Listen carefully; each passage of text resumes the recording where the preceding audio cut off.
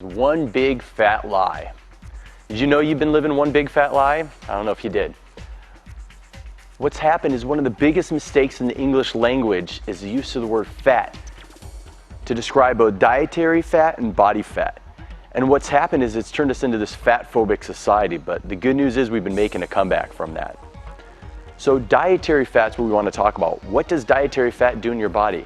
Well, first, it's actually your body's preferred energy source. Your body works much better on dietary fat than it does on carbohydrate.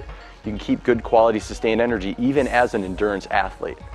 Two is that dietary fat has cholesterol in it, which is a good thing in the right quantities. It helps your body produce hormones. It's the building blocks of every hormone in your body. So if you want to burn more body fat, you want to make sure that those healthy dietary fats are being consumed in the right quantities to get those hormones pumping and functioning, which is what really will transform you. The other thing that dietary fat does is it leaves you satiated, satiety, satisfied. Dietary fat is one of the biggest things that people end up making mistakes on. So let me tell you where a lot of these celebrities mess up before they come and see me. They're like, I'm always starving. I'm full, but I'm not satisfied. They'll have what I call the Del Mar salad. It's where we're based out of.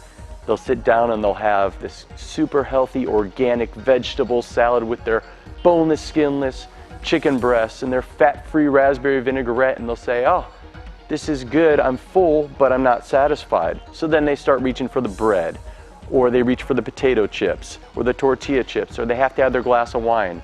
The guy celebrities will say, there's no way I'm gonna do this, I need to have my potatoes, my bread, my rice, things like that.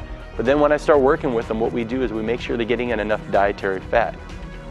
So you take that same guy who could never get away with just eating, veggies and meat, and you send him over to a steakhouse and they have a grass-fed steak and they have tons of creamed spinach and good quality healthy fats mixed in. If you eat it in that order versus getting the bread served first to your table, at the end there's no way they're going to need the sides of the mac and cheese or anything along those lines. They've had good quality substantive food and that fat leaves them satisfied, so they're good to go. So make sure that you make a decision when you sit down to not be afraid of any particular macronutrient. They all get demonized, and realize that fat is a necessary thing to help your body burn more body fat and get to your goals of living that celebrity lifestyle.